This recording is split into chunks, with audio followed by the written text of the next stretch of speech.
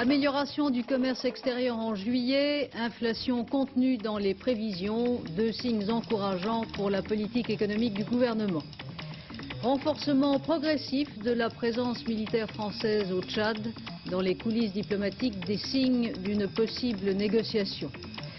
L'opinion publique et l'application des peines de prison à la suite des affaires qui ont ensanglanté l'actualité, sortant de sa réserve, le garde des Sceaux, Robert Badinter, est l'invité de ce journal. Attention aux orages qui continuent de sévir dans plusieurs parties du pays. 2 morts hier dans la région de Toulouse.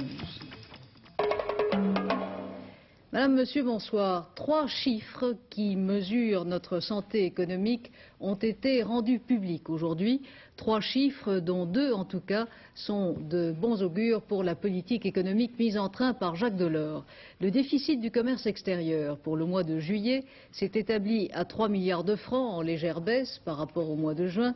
Les prix à la consommation dans la même période ont augmenté de 0,8 à 0,9%, restant dans la fourchette des prévisions. 3e chiffre, le nombre de demandeurs d'emploi en juillet est resté pratiquement stable aux alentours des 2 millions. Alain Doubesky nous explique l'évolution de ces différents baromètres. Au cours du mois de juillet, la hausse des prix de détail a été comprise entre 0,8 et 0,9% selon l'INSEE. C'est un assez bon résultat si l'on tient compte des hausses programmées de la vignette et du tabac. Depuis le début de l'année, la hausse des prix devrait donc être d'un peu plus de 6%. Rappelons que l'objectif gouvernemental pour 1983 est de 8%.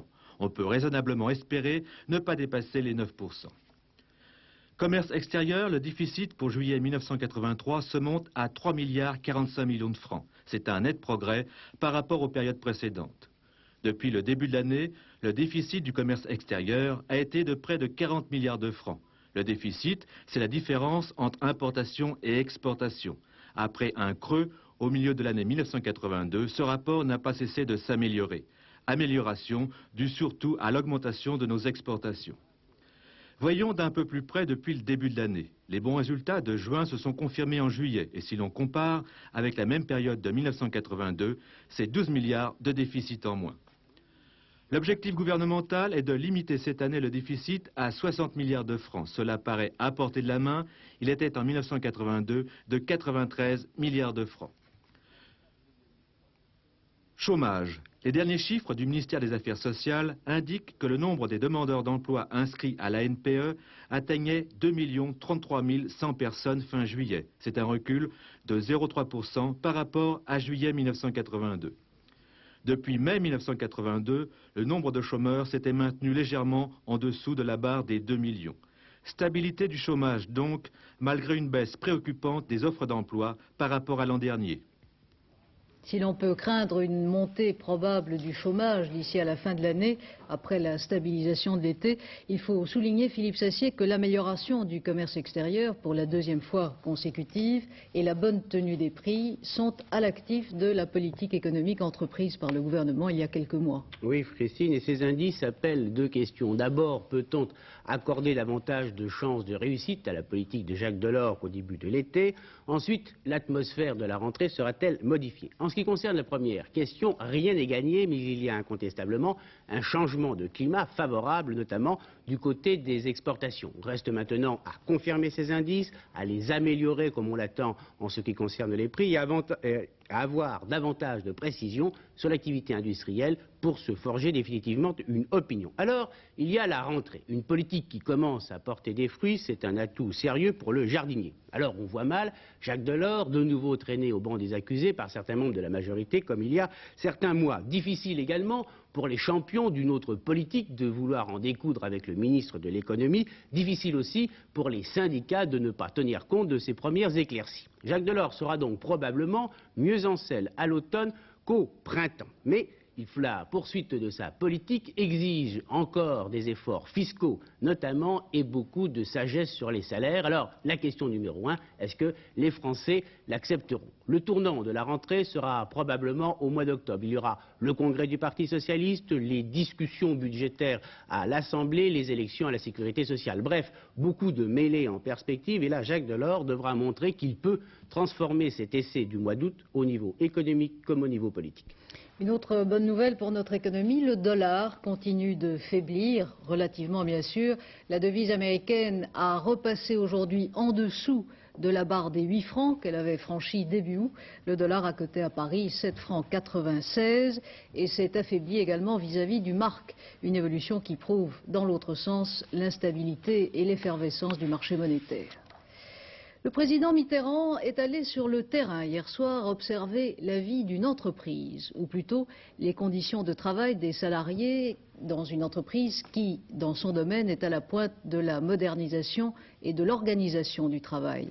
Tard hier soir, dans la banlieue de Reims, le chef de l'État, accompagné du ministre de l'Industrie, Laurent Fabius, a visité une usine de fabrication de bouteilles du groupe BSN, une usine qui emploie 600 salariés, dont une partie travaille en équipe successive, 24 heures sur 24, grâce à la mise en place d'une 5e équipe, ce qui réduit la durée hebdomadaire du travail sans diminuer de façon sensible le pouvoir d'achat.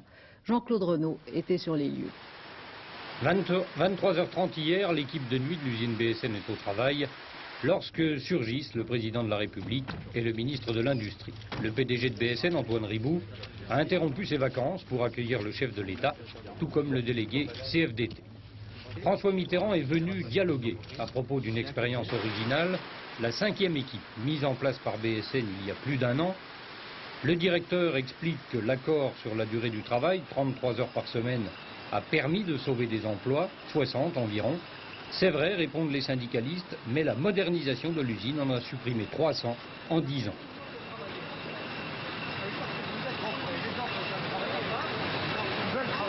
C'est un phénomène constant devant toute modernisation, toute évolution technique qui va vers la simplification et vers la mécanisation, la robotisation. Et c'est un phénomène qui, dans un premier temps, peut laisser penser que l'emploi ira diminuant. Je ne suis pas sûr que dans un deuxième temps, cette évidence en soit une. Car je crois que toute nouvelle forme d'industrie suscite à son tour des nouvelles technologies qui requièrent d'autres travailleurs. Mais ces travailleurs doivent être formés pour cela. Voilà pourquoi, à votre question, je répondrai par la formation.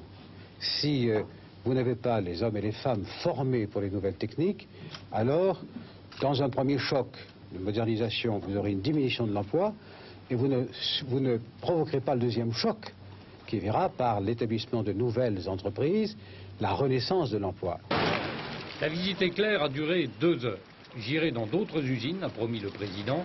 Le message est clair, le chef de l'État suit de près les dossiers qui vont agiter la rentrée, c'est-à-dire l'emploi et la modernisation industrielle. Les modifications des habitudes de travail que l'on observe dans le cas de cette usine BSN de Reims ne sont pas facilement acceptées par les salariés. On l'a constaté récemment à l'usine Thomson d'Angers où 38 personnes réfractaires au travail en équipe sont maintenant passibles de licenciement. L'enquête de Laurent Carenzo et Frédéric Vasseur. Nicole travaille depuis 7 ans chez Thomson à Angers. Elle fait partie des 38 personnes sur 250 qui refusent le travail en équipe, les 2-8 comme on dit. Pour ce refus, elle risque de se retrouver au chômage avec ses collègues réfractaires. Depuis des mois, les syndicats et la direction ont cherché vainement un compromis. La compétitivité nécessaire aux entreprises françaises fait parfois mauvais ménage avec les exigences de la vie quotidienne. Non, pas de travail en équipe. Vous êtes prêt à perdre votre travail pour refuser le travail en équipe? Oui. C'est une question de principe? C'est une question, pas de principe, non. C'est surtout pour ne pas laisser mes enfants dehors à la rue, le soir. Parce que j'estime que quand on a fait déjà 8 heures à la journée, et les enfants, quand ils rentrent de l'école, ont toujours besoin de la présence soit de la mère ou du père en rentrant de l'école. Et vous pouvez pas vous arranger avec votre mari? Mon mari fait déjà les 3-8 continus. Donc, les 2 en équipe, non. Et vous êtes prêt à perdre votre salaire pour pouvoir vous occuper de vos enfants? Oui. Mais oui, parce que j'ai pas d'autre solution. La direction, elle, les yeux fixés sur sa rentabilité, ne peut se permettre de prendre chaque cas en considération, d'autant que la grande majorité des ouvrières a accepté le travail en équipe. Malgré les discussions, c'est l'impasse. On s'achemine vers des licenciements. C'est probable. Il faut dire que pendant ces 2 dernières années, nous avons déjà fait une avancée dans la réduction du temps de travail très importante, puisque depuis 2 ans, il y a une réduction du temps de travail en équipe de 2 heures, passant de 37h30 à 35h30 par semaine. Il n'est pas possible aujourd'hui d'aller plus loin. Les syndicats, qui ne sont pas du tout opposés au travail en équipe, ont fait de nombreuses propositions pour éviter l'échec. Trop onéreuses, a dit la direction. Alors, chez les syndicalistes, on sent beaucoup d'amertume. Vous le verrez, dans l'avenir, la solution, elle ne peut pas être simple, noir ou blanc, hein, rouge ou vert, mais au contraire, justement, s'il y avait eu un climat de négociation, arriver à trouver des compromis et des solutions qui, aux yeux du public ou à l'extérieur, peuvent apparaître un peu bancales, mais qui correspondent finalement aux besoins et des entreprises et aux besoins du personnel. Alors, la rentabilité de l'entreprise, la compétitivité, tout ce dont on parle aujourd'hui, ça vous intéresse ou ça vous est complètement égal? Non, ça m'est pas égal. Parce que c'était quand même mon emploi. Je peux dire c'était parce que je pense quelques mois je serai dehors. Nicole paie chèrement l'affrontement entre son emploi et sa vie. Elle n'est pas la seule. Les contraintes économiques, surtout en période de crise, conduisent de nombreux salariés à ce cruel dilemme. Quittons maintenant les problèmes économiques et sociaux pour revenir sur un aspect de l'actualité qui ne cesse d'agiter l'opinion publique. La tuerie d'Avignon et la personnalité du seul truand appréhendé jusqu'ici et qui en serait l'un des auteurs, Jean Roussel, qui avait bénéficié d'une permission de sortie alors qu'il purgeait sa peine de la prison de Clairvaux. La tuerie d'Avignon donc a ranimé, parfois avec excès, la polémique sur les permissions de sortie des prisonniers et plus généralement sur les réformes du système judiciaire que vous avez entreprises, Monsieur Badinter. Vous avez été vous-même personnellement mis en cause. Jusqu'ici, vous avez choisi de ne pas répondre à des attaques souvent outrancières, il faut le dire. Vous choisissez maintenant de répondre ici même et aussi dans le journal Le Monde qui publie ce soir vos propos. Comment expliquez-vous d'abord cette virulence de l'opinion? De l'opinion ou de certains. Vous m'avez dit, je n'ai pas répondu. Je ne suis d'ailleurs pas venu ici pour répondre, mais pour parler de l'essentiel, c'est-à-dire de ce qui nous intéresse tous, comment faire pour qu'il n'y ait pas de récidive.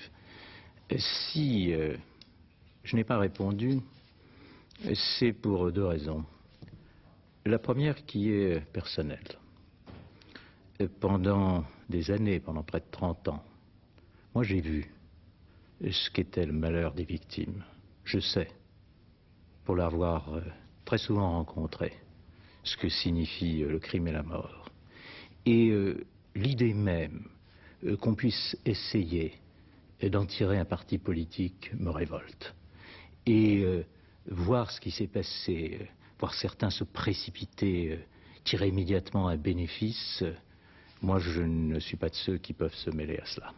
Vous parlez là d'une exploitation politique de l'affaire. Oui, et puis alors il y a l'affaire elle-même. Et alors vous savez, à cet égard, j'ai un devoir de réserve absolue. Beaucoup avant moi se portaient à l'écran, exprimaient leur émotion et leur indignation, qu'ils éprouvaient sûrement. Moi je considère que le garde des Sceaux, quand la justice est saisie d'une affaire criminelle, doit se taire. Quoi qu'il éprouve, il doit se taire. Tout simplement parce que la justice étant saisie, il doit laisser au juge le soin d'apprécier les faits et un jour de porter condamnation. Lui ne doit peser d'aucune manière sur la marche de la justice. Mais si tel est le devoir de réserve du garde des Sceaux, face à la virulence d'une certaine partie de l'opinion, face aussi, disons, au silence qui vous a entouré au sein même du gouvernement et même du Parti socialiste, est-ce que vous ne vous sentez pas un peu seul? Non, pas de silence. Vous rappelez les propos du président de la République. Tout à l'heure, j'écoutais parler de Jacques Delors. Il n'y a qu'une politique économique du gouvernement. Il n'y a de la même façon qu'une politique judiciaire. Alors venons-en au fond. Justement, oui. La réforme que vous avez entreprise touche à l'application des peines et plus généralement au sort que l'on peut faire aux prisonniers dans une société démocratique. Oui, c'est un problème, je l'ai dit d'ailleurs dans le monde, qui est très difficile. Qui est très difficile parce que quand il arrive une tragédie comme celle qui vient de se passer, on s'interroge, est-ce qu'il doit ou non y avoir des permissions de sortir? Et moi-même, je me suis posé la question. Mais d'abord, vous avez une réponse dans les chiffres. Je je les ai là, il y a eu 11 236 permissions de sortir en 1982, un crime a été commis. 11 286, un crime. C'est d'ailleurs le chiffre le plus faible. En 78, il y avait eu 14 000 permissions de sortir, 21 crimes. 82, seulement un crime. Alors dire c'est fini, on va tout arrêter, ça ne me paraît pas possible. Et ça ne me paraît pas possible parce que, en définitive, vous savez, il n'y a que deux conceptions de la justice. Je veux dire au niveau criminel. Ou bien on tend à l'élimination. Alors que ce soit la guillotine, le bagne, ce qu'on appelait la guillotine sèche, ou bien perpétuité perpétuelle, c'est un choix, mais ce n'est pas celui des sociétés occidentales. Et disons-le, depuis même bien avant la peine de mort, ça n'était plus le choix de notre justice. Alors à partir de ce moment-là, on ne peut pas ne pas s'empêcher de penser un jour, dans un délai très long, ce condamné sortira. Et évidemment, il y a le problème de la sortie et le problème terrible de la récidive. Et à cet égard, ce qui s'est passé là-bas à Avignon le pose durement. Alors, comment faire? Comment faire pour amener ces hommes à se réinsérer? Et la permission de sortie, c'est un peu comme le plongeur en profondeur. Le faire émarger brutalement là-haut, vous savez ce que ça entraîne. Et bien de la même façon, je dirais que la permission de sortie, c'est un palier, c'est des paliers successifs, comme ensuite la libération conditionnelle. C'est la réinsertion progressive. Donc les supprimer, non. Mais y prêter toute l'attention nécessaire et trouver de meilleures dispositions, et je pense là en particulier à la libération conditionnelle, oui. Et c'est précisément l'objet de la réforme que j'avais présentée d'ailleurs au Conseil des ministres 2 jours plus tôt, et qui a été pour une part systématiquement dénaturée, je l'ai constaté en lisant les journaux dès le lendemain. Oui, une réforme que nous avons cependant essayé d'exposer et qui consiste donc à mettre en place un tribunal de l'application de la peine. Je voudrais essayer de faire comprendre aux téléspectateurs pourquoi. N'est-ce pas, aujourd'hui, s'agissant des criminels, qui prend la décision de les remettre en liberté? C'est une décision très grave, très lourde de conséquences. Eh bien, c'est moi, le garde des Sceaux, ou bien c'est le directeur des affaires criminelles. Et comment cela se passe-t-il? C'est une chose qui m'a toujours préoccupé et toujours heurté. Alors que pour prononcer une condamnation, vous avez cour d'assises, une longue instruction, pourvoi en cassation, de multiples précautions, des expertises psychiatriques, un procureur. Là, c'est tout simplement une suite de rapports écrits. Vous avez le dossier, il date de 15 ans, une expertise psychiatrique, lors des faits, vous imaginez ce que cela signifie, quelquefois une petite enquête sociale, une petite enquête de personnalité, l'avis de l'administration pénitentiaire. Simplement ne pas voir celui qui demande sa libération conditionnelle. Quel handicap. Et puis aussi, ne jamais écouter la victime. Ne pas savoir si elle a été désintéressée, ne pas savoir si elle a été menacée, ne pas avoir d'expertise psychiatrique alors que c'est indispensable. Bref, ne pas avoir toutes les garanties que présente le débat judiciaire, ça me paraissait absurde.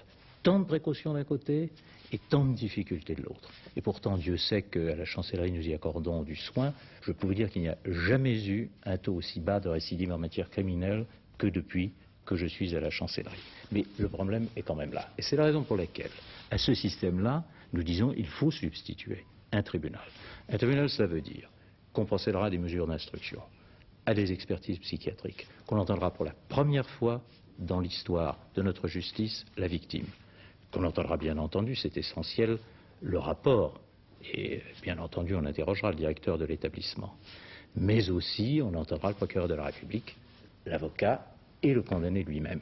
Et à ce moment-là, je ne dis pas que nous avons réussi à ramener au point zéro toutes les possibilités d'une récidive, mais nous aurons réduit autant que faire se peut les chances de récidive. Et c'est cela qui importe. Voilà pourquoi j'ai proposé cette réforme. Une réforme donc qui pourrait calmer certaines inquiétudes légitimes, il faut bien le dire, de l'opinion qui s'émeut beaucoup plus non pas des chiffres, mais des faits, surtout quand ils sont tragiques. Mais on la comprend, et dès d'ailleurs, immédiatement après les faits, j'ai rappelé par circulaire la nécessité, même dans le cadre actuel, de prendre des précautions. J'ai rappelé aussi qu'il était indispensable, dans le cadre de criminels qui sortaient pour la première fois, de s'assurer qu'ils se présentaient là où ils devaient aller, procéder éventuellement à des contrôles et immédiatement à des mandats d'arrêt s'ils ne se représentaient pas. Monsieur Badinter, merci. Je vous l'annonçais hier soir, le gouvernement américain vient de reconnaître officiellement que ses services ont permis à Klaus Barbie d'échapper de 1947 à 1951 à la justice française. Barbie a été protégé par des officiers de renseignement américains plus soucieux d'exploiter sa connaissance de certains milieux européens que de faire justice. Au terme des travaux d'une commission d'enquête, Washington présente maintenant ses excuses à la France et le rapporteur de la commission, Alan Ryan, explique pourquoi les services américains, et ils n'étaient pas les seuls, ont agi ainsi. J'ai recommandé au gouvernement des États-Unis d'exprimer ses regrets au gouvernement français pour la responsabilité américaine dans cette entrave à la bonne marche de la justice en ce qui concerne le cas Barbie. Les officiers américains qui ont protégé Barbie n'étaient pas des renégats. Ils agissaient dans le cadre de leurs obligations officielles, c'est-à-dire protéger ce qu'ils estimaient être les intérêts de l'armée américaine et du gouvernement des États-Unis. But to protect what they believe to be the interests of the United States Army and the United States government. En fait, si les Américains ont ainsi protégé Barbie, c'est parce que le chef de la Gestapo de Lyon avait à leurs yeux des lettres de créance. Entre autres, sa guerre impitoyable contre les résistants communistes entre 1942 et 1944. Barbie, dès 1947, est donc devenu un agent du CIC, le contre-espionnage américain. Mais les États-Unis ne sont pas seuls à avoir agi de la sorte. Le sinistre savoir-faire des criminels de guerre nazis a aussi intéressé d'autres puissances, d'Europe, mais aussi tout particulièrement d'Amérique latine. Souvent pour la même raison, le renseignement, une raison qui ne connaît pas de morale. Immédiatement après la guerre, presque tous les services ont employé d'anciens agents de l'ennemi retournés. De même que pendant la guerre, les Allemands n'hésitaient pas à employer des résistants qui retournaient. Où nous avons employé un criminel de guerre qui a d'ailleurs été exécuté par la suite, mais nous l'avons employé pendant un certain temps parce qu'il nous permettait, c'était un agent très important de la Gestapo, il nous permettait de remonter à ses complices. Le porte-parole du gouvernement français, Max Gallo, dans un communiqué publié aujourd'hui, déplore ces pratiques. Mais ce qui importe le plus aujourd'hui, dit-il, c'est que Klaus Barbie ait été arrêté et qu'il ait à répondre de ses actes devant la justice française sur les lieux mêmes de ses crimes. Fin de citation. À Londres, le ministère britannique des Affaires étrangères se refuse à commenter les éventuels contacts qu'aurait eu Barbie avec les services secrets britanniques.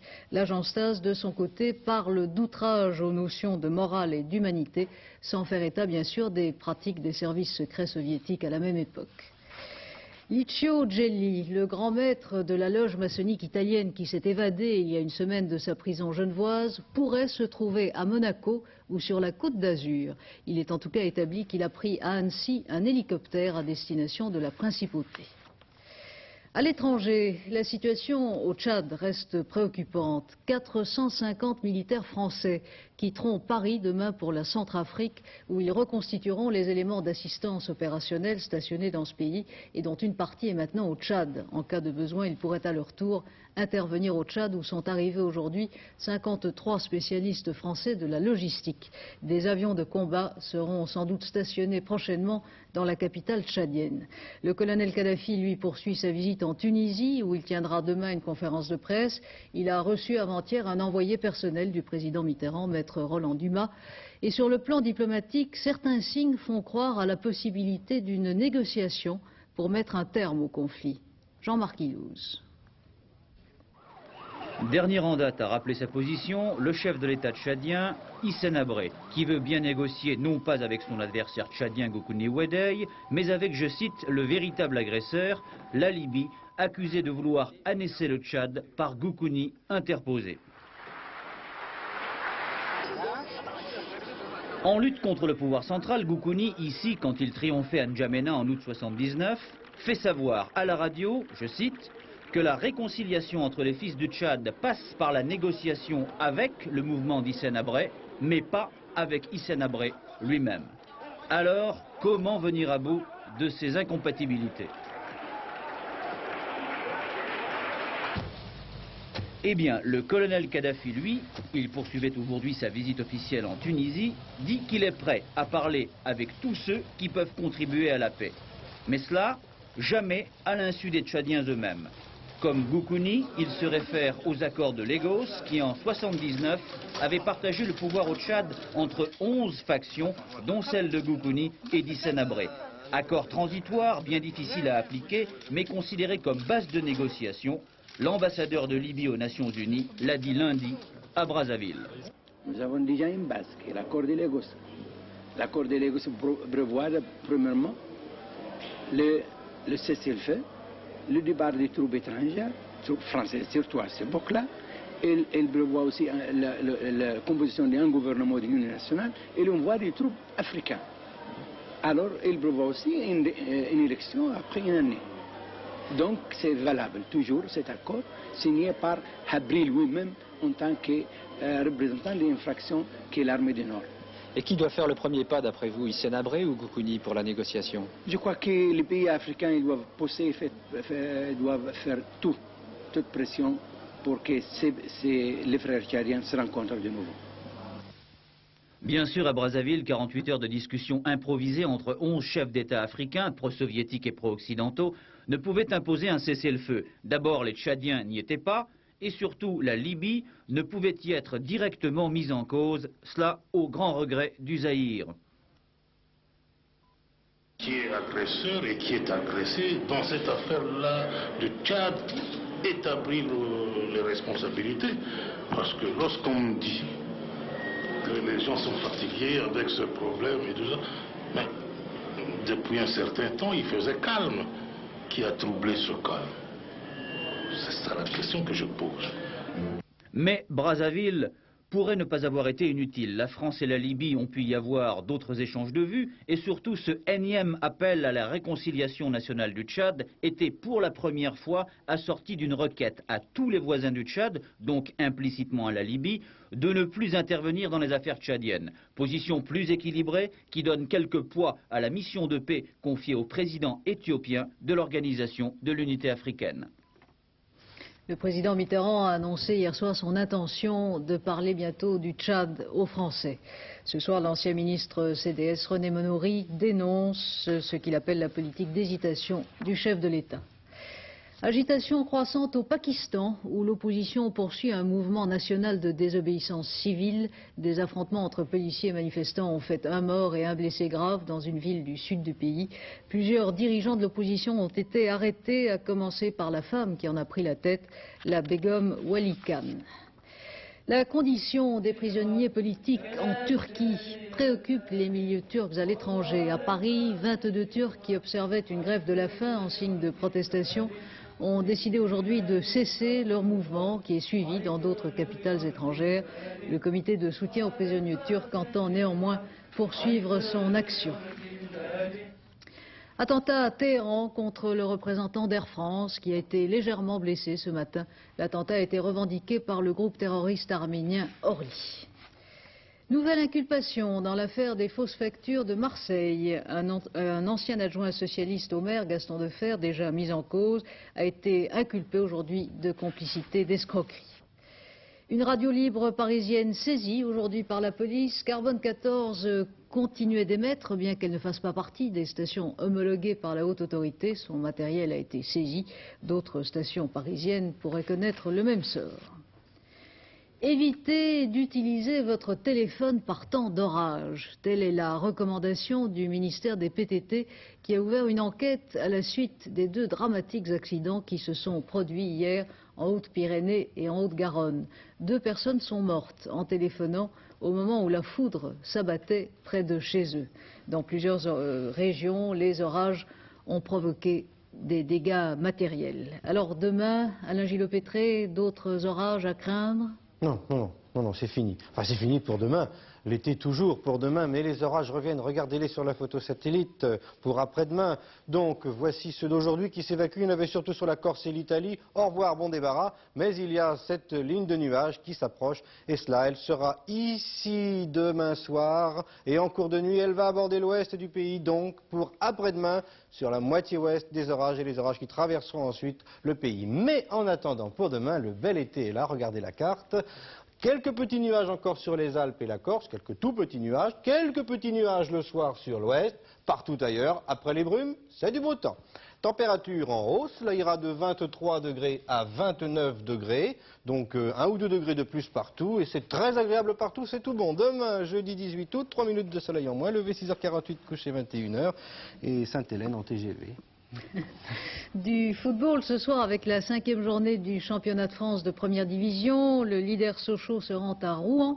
À suivre également les rencontres Lens-Auxerre, Laval-Paris-Saint-Germain et Nantes-Rennes. Les résultats et les images de ces rencontres dans notre dernier journal à 23h15 où il sera aussi question de tourisme en Bretagne puisqu'Isabelle Béchler arbitrera un débat entre le délégué au tourisme François Vertadier et Pierre Portet, journaliste à Radio Bretagne Ouest.